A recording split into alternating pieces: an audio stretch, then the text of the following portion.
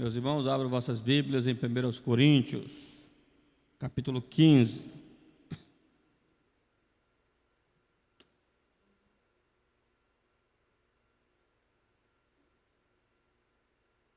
Você vai estar lendo aqui o versículo, do versículo 1 ao 4.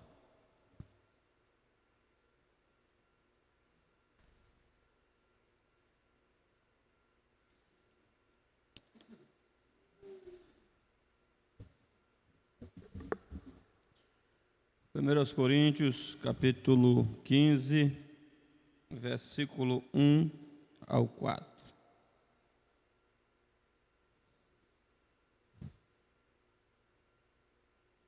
Irmãos, venho lembrar-lhes o evangelho que anunciei a vocês, o qual vocês receberam e no qual continuam firmes. Por meio dele, vocês também são salvos. Se retiverem a palavra, assim tal como a preguei a vocês, a menos que tenham crido em vão. Antes de tudo, entreguei a vocês o que também recebi, que Cristo morreu pelos nossos pecados, segundo as Escrituras, e que foi sepultado e ressuscitou ao terceiro dia, segundo as Escrituras. Eu quero conversar com os irmãos nessa noite sobre lembrando a essência do Evangelho. Lembrando da essência do Evangelho. Nós temos muita dificuldade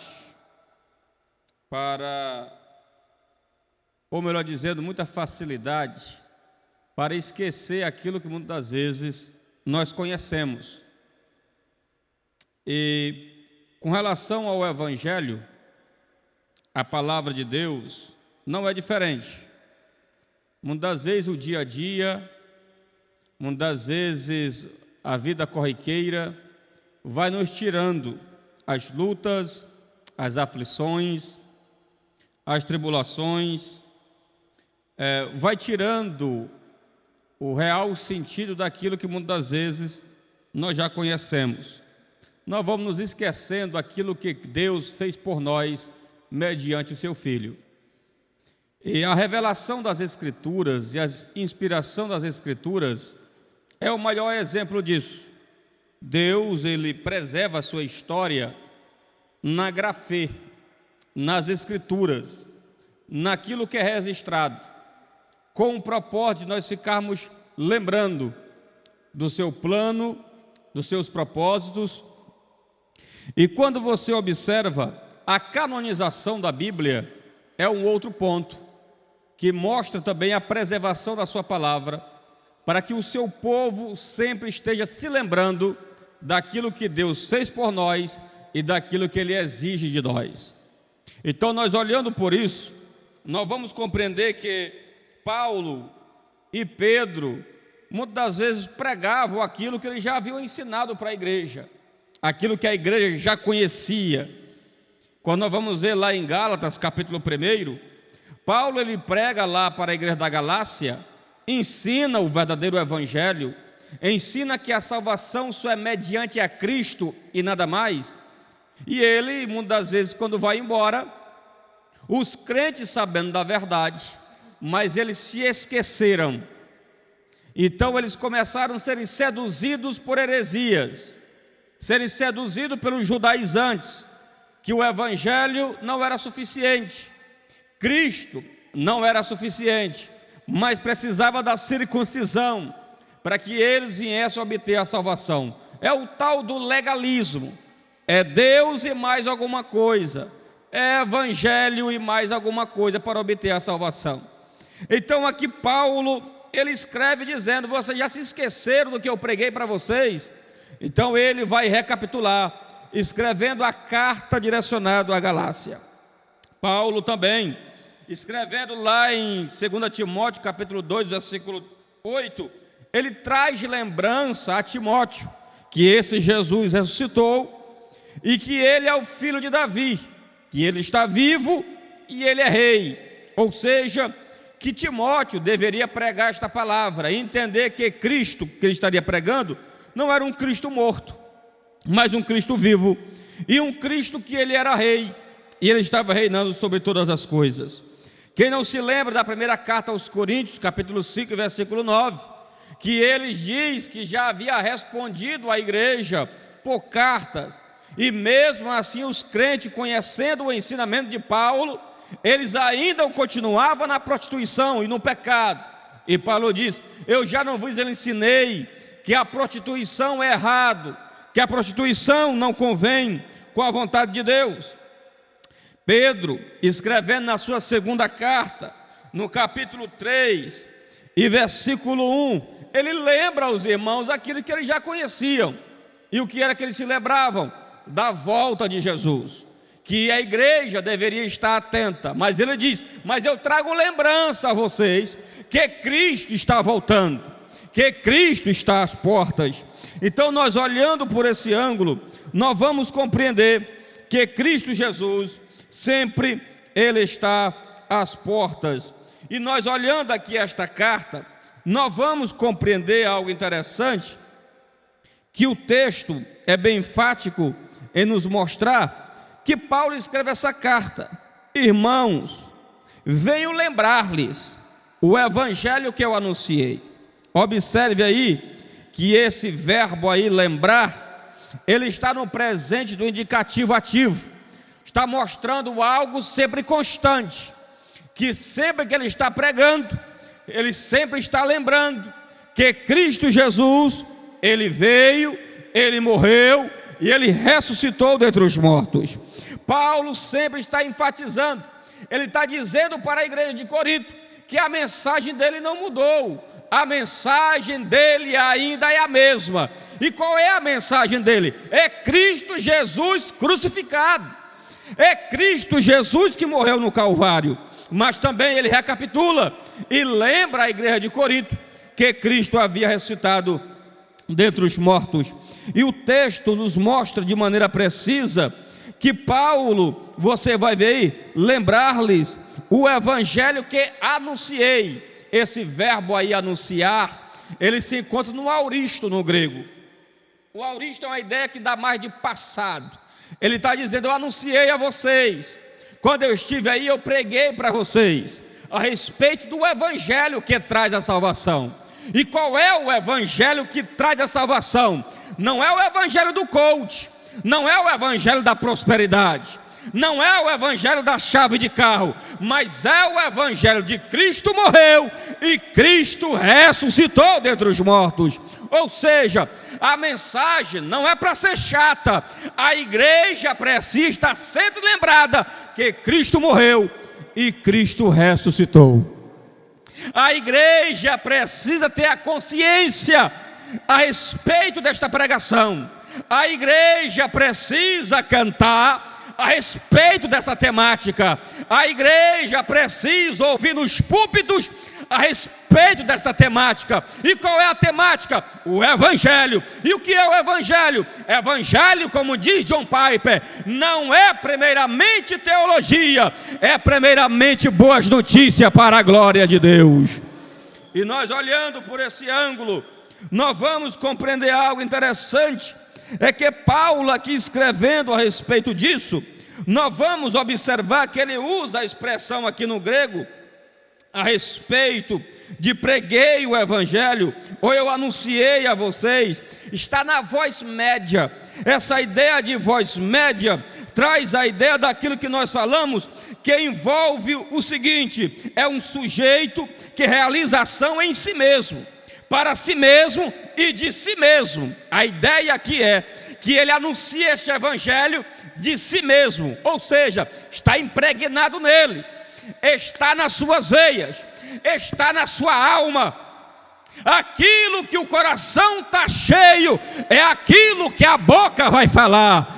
aquilo que você é dominado é aquilo que você vai proclamar. E Paulo, ele era consciente da morte de Jesus, da ressurreição de Jesus, e ele sabe que o único poder para libertar pecadores é o Evangelho, é as boas notícias, é Jesus pendurado na cruz e o túmulo vazio e Cristo vivendo para todo sempre. É aqui que está o motivo da pregação do Evangelho. É aqui que a igreja tem que estar lembrando diariamente. E Paulo prega um Evangelho que eles já conheciam. Traz uma mensagem que eles já tinham entendimento, que é a respeito desta carta.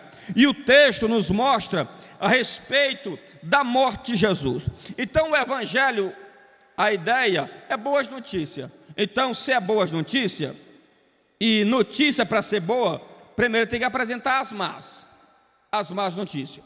E qual é as más notícias? O homem caiu. O homem ficou distanciado de Deus. O coração do homem é duro. O coração do homem está em pedra. O homem se distanciou de Deus.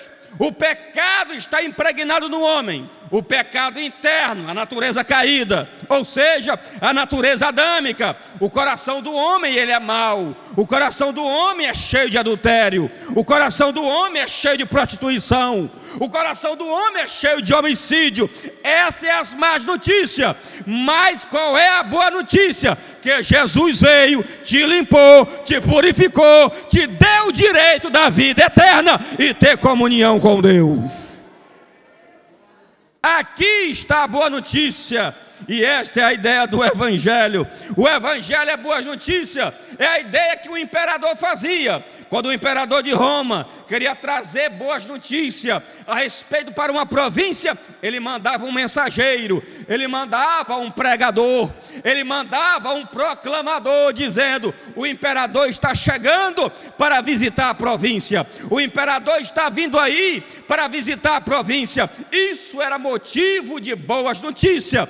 Então o Evangelho já existia, mas um Evangelho da chegada de um imperador. Mas aqui eu quero lhe dizer que os pregadores, apóstolo Paulo, homens como os apóstolos, eles foram proclamadores, trazendo boas notícias, mas não trazendo notícia de César, não trazendo notícia de Dominiciano, não trazendo notícia de Nero, mas trazendo a notícia boa, que é Cristo Jesus, o Filho de Deus. Jesus é a boa notícia. O nome Jesus significa o Senhor salva, Deus salva. Quem proclama Jesus está louvando a Deus pela salvação da alma. Meus queridos, e o texto é preciso a respeito que Cristo veio para quê? Para morrer. Aqui está a morte de Cristo. Olha a expressão, irmãos, venham lembrar-lhes o Evangelho que anunciei a vocês, o qual vocês receberam e no qual continuam firmes. Vocês receberam o Evangelho. Olha a convicção de Paulo. Eu preguei o Evangelho para vocês e vocês continuam firmes. O que nos faz continuar firmes é você continuar crendo. Crendo em quê? No Evangelho. E o que é o Evangelho? Cristo morreu e Cristo ressuscitou. Enquanto você estiver crendo que Cristo morreu e Cristo ressuscitou, você está firme. Firme na fé. Essa ideia de estar firme na fé é o seguinte: não é simplesmente crer da boca para fora, é crer e tremer, é crer e cair o temor sobre a tua vida. Que quando uma pessoa está em adultério, é porque ele não crê que Cristo morreu e ressuscitou. Quando a pessoa está em prostituição, é porque ele não crê que Cristo morreu e ressuscitou. Quando tu vê o crente amando o mundo e os prazeres do mundo, é porque ele não crê que Cristo ressuscitou. Porque quem crê que Cristo ressuscitou, ele está firme. Firme em quê? Em obedecer esse Jesus que morreu e ressuscitou para trazer salvação para a tua alma. É nisso daqui que é o crer.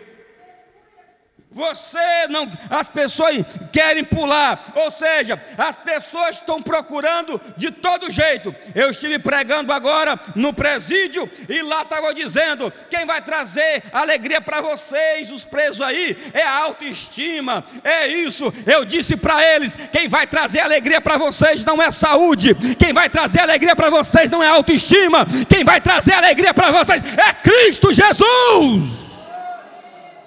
Este crucificado e vivendo pelos séculos eternos.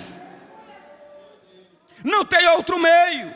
É só em Cristo vamos obter a salvação. E Paulo pregou este evangelho com firmeza. Diz: eu não posso colocar outro firmamento. Não pode ter outra pedra. Não pode ter outra alicerce. O fundamento que eu lancei para vocês é Cristo Jesus crucificado. O próprio Jesus, antes de ir para a cruz, na sombra da cruz, ele abriu a boca e disse: eu edificarei a minha igreja, e as portas do inferno não prevalecerão contra ela. Você quer estar firme? Pois creia e obedeça a Cristo Jesus. Creia neste evangelho, obedeça a este evangelho. Evangelho é boas notícias de salvação. E o texto mostra a respeito de que Cristo morreu pelos nossos pecados. Aqui está o ponto. O que é a morte de Jesus? Primeiro, a morte dele é gênero de cruz. Ele não morreu decapitado, ele não morreu de acidente, ele morreu com a injeção letal do século I. A cruz. Ele morreu com a câmara de gás do século I. A cruz. Ele morreu na cadeira elétrica do século I. A cruz. A cruz era um lugar de tortura. E só quem poderia ir para a cruz eram ladrões. Romano não poderia ir para a cruz. Só bandidos, estrangeiros, aquele que se rebelava contra o império. Ir para a cruz não era outra coisa a não ser sinônimo de maldito. E ele morre pelos nossos pecados. O justo que se torna injusto. O santo que se torna maldito. O rico que se torna pobre para nos fazer rico. Ele se esvazia, por isso que Paulo canta o hino. Esse Jesus, sendo em forma de Deus, não teve por usurpação ser igual a Deus, mas antes aniquilou-se a si mesmo, se fez na forma de homem, foi achado na forma de servo e foi obediente até a morte, morte de cruz. Jesus estava pendurado entre os céus e a terra, a sua carne estava deslacerada, Jesus estava totalmente com sede, desidratado. Jesus estava sofrendo, mas ali tinha um objetivo. Qual? Para pagar uma dívida impagável. E qual a dívida? O teu e o meu e o nosso pecado. Hoje nós somos livres em Cristo Jesus, o Filho de Deus. Aqui é o motivo porque nós estamos celebrando a ceia. Aqui é o motivo porque entramos dentro do nosso quarto para orar. Aqui é o motivo que nós nos reunimos na casa do Senhor para adorar, porque Ele morreu, nos libertou e hoje somos livres. Não somos mais pecadores, somos agora santos, retos nos caminhos do Senhor. Hoje você é justificado em Cristo. Justificado em Cristo. Esta é a mensagem que Paulo prega, que Cristo morreu pelos nossos pecados. A cruz era algo terrível, a cruz trazia uma morte lenta, a cruz trazia uma morte sufocante. Por isso que Paulo está dizendo para nós: eu estou lembrando vocês, para que vocês tenham um choque de realidade e tenham prazer de servir e adorar esse Cristo. não é simplesmente saber, não é simplesmente conhecer. Teólogos aí tem uns montes que conhecem isso, que conhecem a profundidade teológica da morte e da ressurreição de Jesus, mas falta temor, mas falta tremor. Tem liberais que diz a Bíblia não existe mais, tem liberais pregando dizendo Cristo foi devorado por cães. Tem a teoria da ressurreição, do sono. Cristo não morreu, ele dormiu, desmaiou, depois ele acordou. Isso são pessoas que não foram impactadas pelo Evangelho, mas a igreja Monte Moriá está aqui nesta noite porque foi impactado pela mensagem da cruz. Jesus morreu, Jesus ressuscitou para nos propor... E Paulo está dizendo: eu estou lembrando isso a vocês, eu estou trazendo à tona novamente isso para vocês. O evangelho da cruz não deve ser chato. A pregação da cruz não é a introdução do evangelho, é o conteúdo do evangelho, é o conteúdo do cristianismo. Tirou isso não é cristianismo, tirou isso não é evangelho, tirou isso não é boas notícias. Só se torna boa notícia Cristo Jesus crucificado. Ele nos libertou do pecado. Nós éramos escravos do pecado, escravo de Satanás. Nós estávamos mortos, o nosso coração estava pedrificado, o nosso coração estava dominado pelas trevas, mas o sangue de Jesus, ele nos purificou de todo o pecado. Irmãos, nada purifica pecado a não ser o sangue. Batismo na piscina não purifica pecado. Ali é uma declaração. Você carregando uma cruz na cabeça ou uma pedra na cabeça daqui para Vargem Grande não purifica o teu pecado. Você indo para Canindé não purifica pecado. Só quem purifica pecado é o sangue de Jesus. O sangue de Jesus tem poder. Nós vamos observar que essa morte de Jesus, nos proporcionando salvação, e a morte dele, Paulo, de maneira profunda nas suas cartas, ele apresenta a nossa morte também. Se Cristo morreu, nós morremos com ele. E o que é morrer com Cristo? É morrer para o pecado, é morrer para os desejos da nossa carne, é morrer e mortificar nossas paixões. Por isso que Paulo escreve em Gálatas, capítulo 2 e versículo 20: já estou crucificado com Cristo, não sou eu que mais vivo, mas é Cristo que vive em mim. Era fofoqueiro, a língua foi crucificada, mortificada. Comprava e não pagava, esse pecado foi crucificado. Vivia em adultério, crucificado. Vivia na prostituição, foi crucificado. As minhas e as nossas paixões morreram quando Cristo morre na cruz do Calvário. É isso daqui que é a profundidade teológica do Evangelho. Se Cristo morreu, morremos com Ele. As nossas paixões vai sepultada. Mas só que Cristo ele não só morreu, porque um evangelho só um Cristo morto não é evangelho. Evangelho tem que ter um Cristo vivo. E Paulo disse: e ele ressuscitou segundo as Escrituras. Jesus ele vive. A ressurreição é a resposta de Deus que o seu Filho teve um sacrifício perfeito. 1 Timóteo, capítulo 3, versículo 16: aquele que foi manifestado na carne foi justificado em espírito. Se você vai lá para Romanos capítulo 8, versículo 11, você vai ver que o Espírito ressuscita o Filho. Porque a ressurreição de Jesus é a resposta de Deus para o Filho e a resposta de Deus para a humanidade. E qual é a resposta? o sacrifício dele foi perfeito, não teve falhas. Por isso que Pedro vai dizer que nem na sua boca se encontrou pecado, nem na sua boca se teve um erro. Quando, assim como um cordeiro, ele era colocado dentro de um pequeno curral, para ficar em observação durante 4 dias. Para quê? Para o abate, para o sacrifício.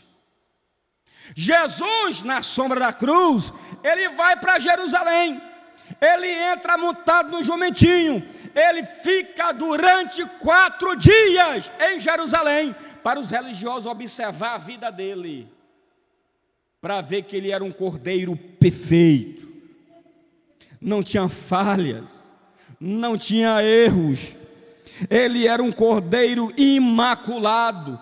Quando ele vai saindo das águas, João Batista aponta e diz: eis aí o Cordeiro de Deus que carrega o pecado do mundo. O texto grego lá não é tira, é carregar, porque a ideia lá é de substituição, ou seja, ele carrega os nossos pecados.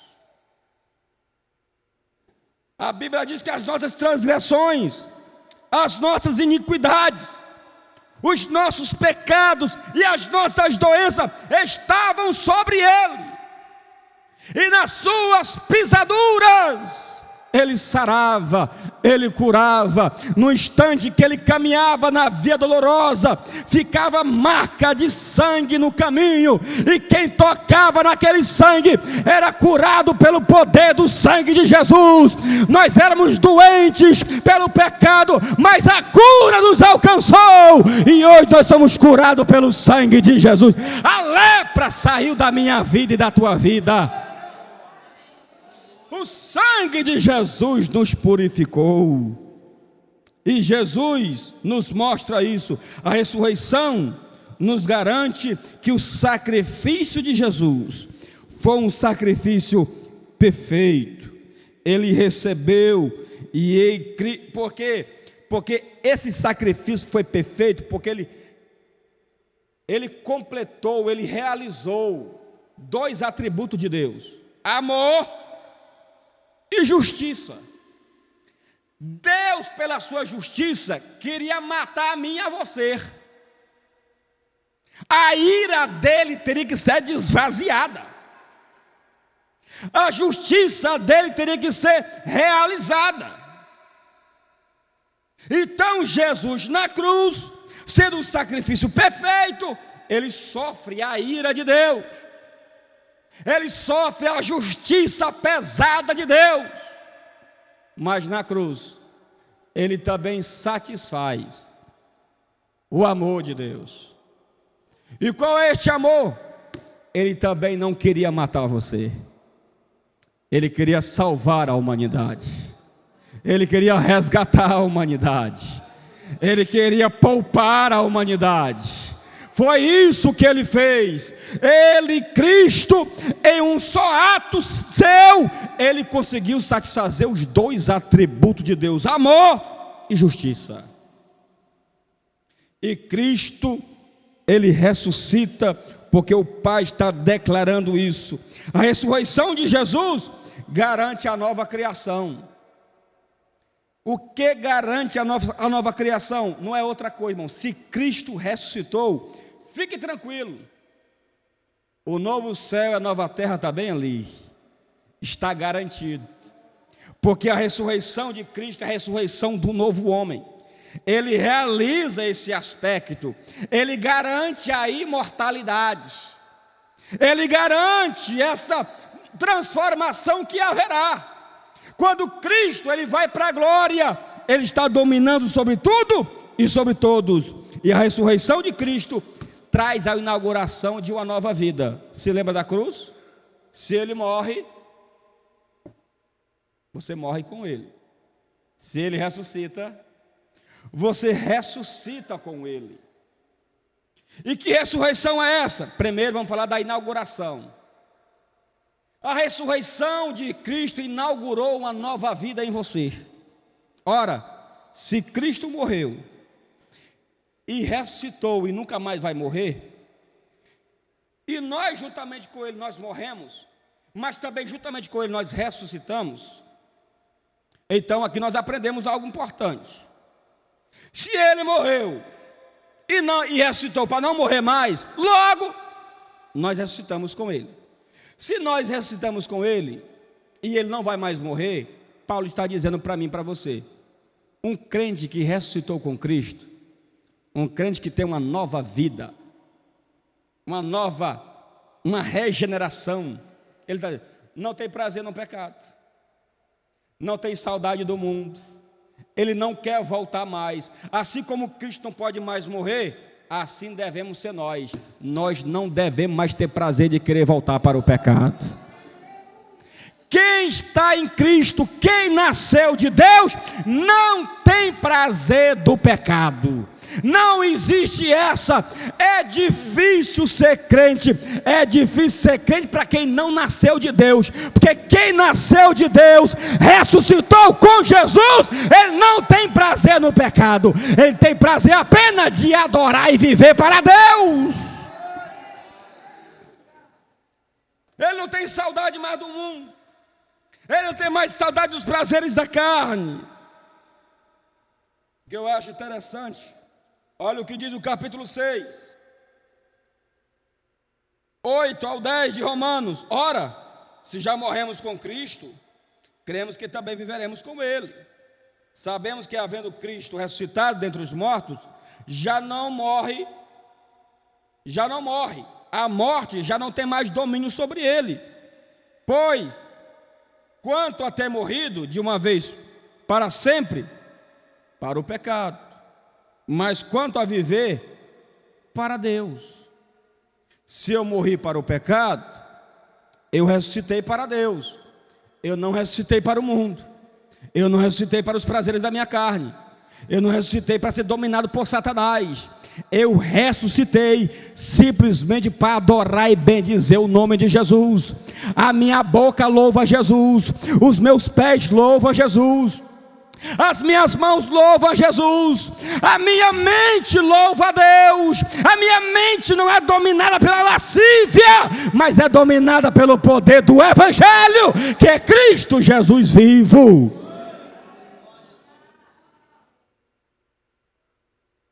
A ressurreição nos garante um corpo glorioso. É aqui que é o contexto da carta, do capítulo 15.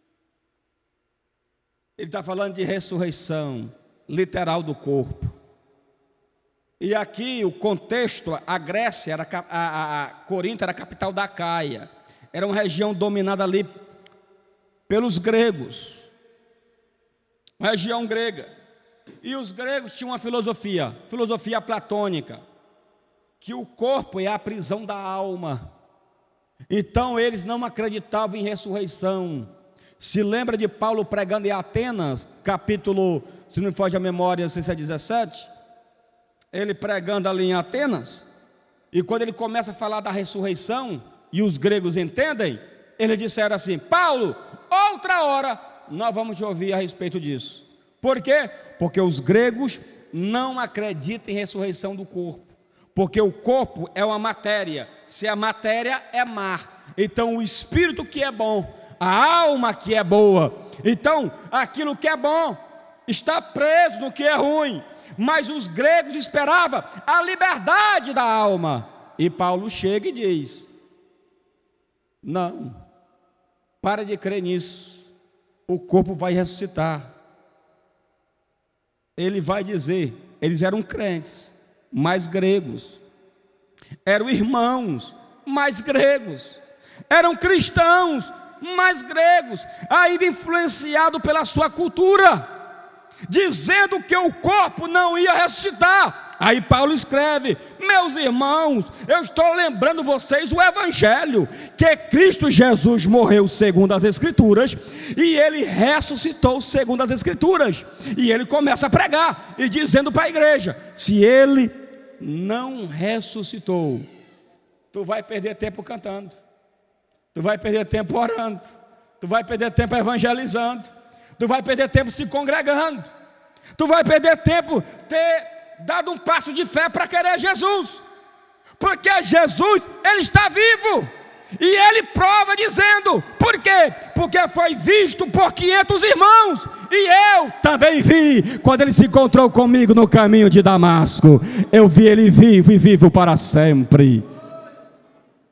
Aí Paulo está dizendo: se Cristo ressuscitou, logo também um dia nós ressuscitaremos.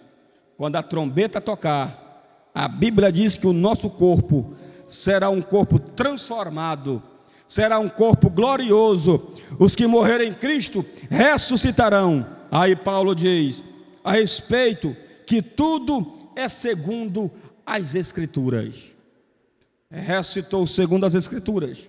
Tudo que você vê, sacrifício de animais, novilhos, bode, você vai ver o bode emissário. O bode emissário é quando o sacerdote pegava, orava e botava a mão na cabeça do bode e transmitia o pecado para o bode. Depois levava esse bode para o deserto e o bode saía levando e morria no deserto. Cristo, aquele bode apontava para Jesus. Ele iria carregar os nossos pecados e ia levar para bem longe. Foi assim que Cristo fez da tua vida. Ele pegou os teus pecados e levou para bem longe. E hoje você é livre para adorar a Jesus. Tudo apontava, Isaías 53 apontava para Jesus, aonde não está falando que ali não é Israel, não tem nada a ver com Israel, ali aponta para o Messias sofredor, ali aponta para o servo sofredor que viria para morrer na cruz. E aqui os tipos e a ressurreição também era segundo as Escrituras.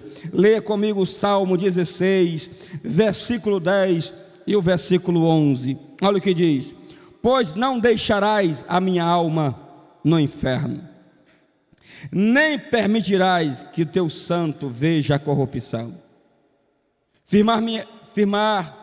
Far-me-ás ver a vereda da vida, na tua presença há abundância de alegria, a tua mão direita há delícia perpetuamente. O salmista já vaticinou que Cristo não iria ficar preso e viver a corrupção. Quem não se lembra de Jonas? O próprio Jesus disse: assim como Jonas passou 3 dias e 3 noites no ventre do peixe, assim importa que o Filho do Homem passa 3 dias e 3 noites no ventre da terra. Ele iria ressuscitar dentre os mortos. Por quê? Porque é profecia bíblica. Ele prometeu o Cordeiro, ele prometeu que ia ressuscitar o Cordeiro, e tudo se cumpriu para a glória de Deus.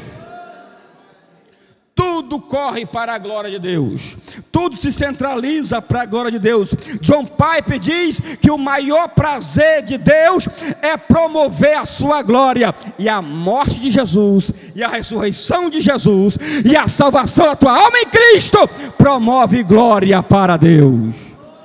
Ele disse: a mulher pecou, a mulher caiu, mas ele disse: da semente desta mulher. Ali apareceu o primeiro a pregar o Evangelho não foi Jesus. O primeiro a pregar o Evangelho foi o próprio Deus. Ele prega o Evangelho no jardim do Éden. Da semente da mulher vai nascer um que vai esmagar a tua cabeça. Você vai ferir o calcanhar dele, mas no instante que você ferir o calcanhar dele, esse ferimento esmaga a tua cabeça. Foi assim que a morte de Jesus fez. Satanás feriu Jesus na cruz, mas aquela ferida esmagou a cabeça de Satanás. Satanás só fere o calcanhar, Jesus não, ele fere a cabeça, ele esmagou. E diz em Colossenses capítulo 3, dizendo de maneira bem clara, aonde ele despojou, ele desarmou, ele tirou as armaduras, as autoridades, potestades e principados, e ele promoveu a vitória para a igreja.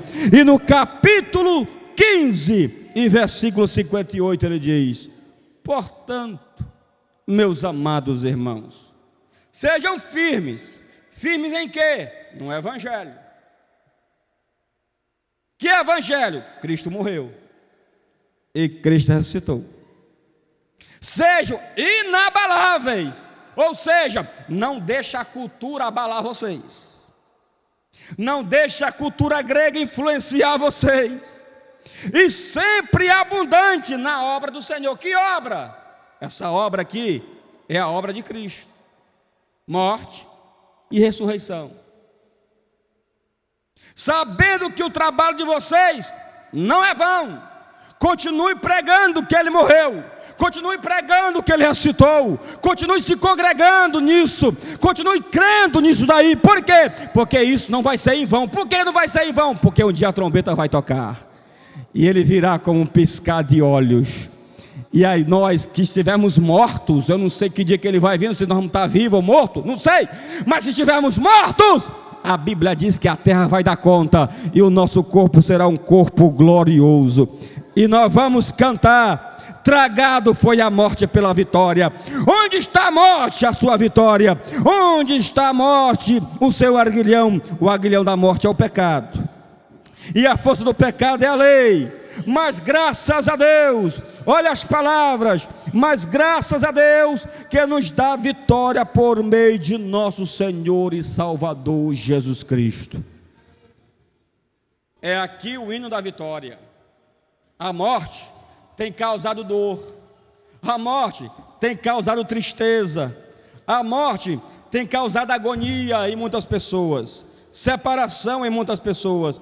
Mas aqui é a temática do livro de John Owen, um certo puritano, aonde ele escreveu um livro com a temática: a morte da morte na morte de Cristo. Porque nós vamos cantar a vitória sobre a morte, porque Cristo matou ela na cruz do Calvário, e Cristo tomou sua vida de volta na ressurreição dentre os mortos. É só crer, abraçar essa doutrina, amar essa doutrina, orar essa doutrina, cantar essa doutrina, igreja, e ter prazer de ouvir esta doutrina. Crente que não ama a cruz, eu desconfio dele. Crente que não ama a ressurreição, eu desconfio dele. Crente que não ama a essência do evangelho, eu desconfio dele.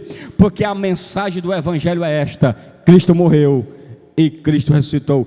Pregar a cruz é só para os pecadores lá fora. Quem disse? Paulo está lembrando aqui, é para crente. Crente 24 horas tem que estar sendo lembrado da morte e da ressurreição de Jesus. Tenha cuidado com a cultura. A cultura muda o nosso pensar. A cultura vai muitas vezes de encontro com a palavra. A cultura tenta nos desvirtuar da verdade. A cultura pós-moderna está aí. O mundo ocidental já é visto por muitos apenas como um mundo pós-cristão. Não é mais cristianismo, acabou. Mas ainda tem um povo que ainda levanta a bandeira do evangelho e crê na bandeira deste evangelho, que Cristo Jesus morreu e Cristo Jesus ressuscitou. Examina, pois, o homem a si mesmo. Está aqui a ceia do Senhor. O escritor aos Hebreus vai dizer: se você pisar a lei, violar a lei, quebrar a lei, tem coisa ruim para nós. Mas se pisar o sangue de Jesus, é pior ainda. Não pise esse sangue. Não zombe desse sangue.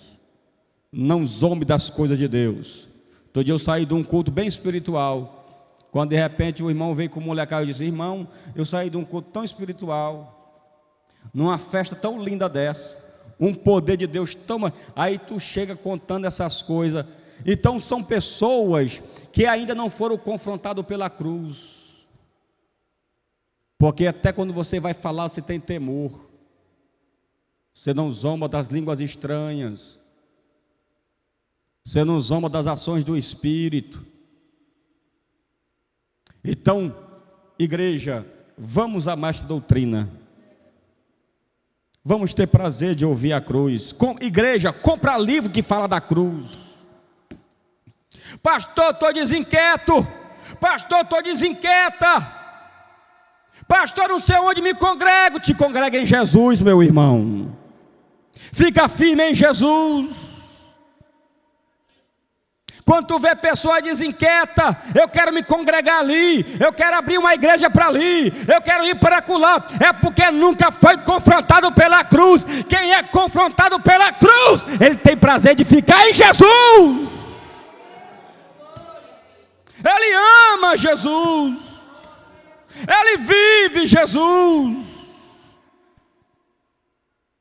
Poder de Deus não se encontra em outro lugar, é em Cristo. Pastor, eu quero ver a glória. Pois entra no teu quarto e busca no pé da cruz a alegria de adorar Jesus. Uma jovem do Pará, ela manda uma mensagem, e ela sempre mandando mensagem falando do inferno, do inferno, do inferno. E ela perguntava: pastor, no inferno vai ter arrependimento? Aí eu: vai, só que um arrependimento que é tarde demais. Aí depois ela explicando, aí eu percebi, uma semana lá conversando, e aquela, eu disse: irmã, me diz aqui uma coisa, tu fala muito do inferno. Ela disse: pastor, estou desinquieta com isso. Eu disse: tu tem problema de ansiedade, irmã? Ela disse: eu tenho, pastor, estou muito aflita. Eu disse para ela: bora fazer um compromisso. Leia todos os dias 3 capítulos da Bíblia, e ore pelo menos 1 hora de oração, e arranca o diabo desse celular da tua mão, e você vai ver Deus agindo na tua vida. Crente que só vive em celular, é regado por celular, tu pode ver, é ansioso, é depressivo, anda se tremendo, anda tudo, cai nos pés disse Pedro, joga toda a tua ansiedade nos pés de Jesus, e Ele vai te dar a vitória. Corre para os pés da cruz desesperado e clama pelo sangue de Jesus, e você vai ter vitória. Só quem crê nesta palavra, só quem crê que o sangue de Jesus tem poder. Irmãos, é isso daqui, só vence com oração e leitura de Bíblia. Creia e busque, tu verás a glória de Deus. Vamos.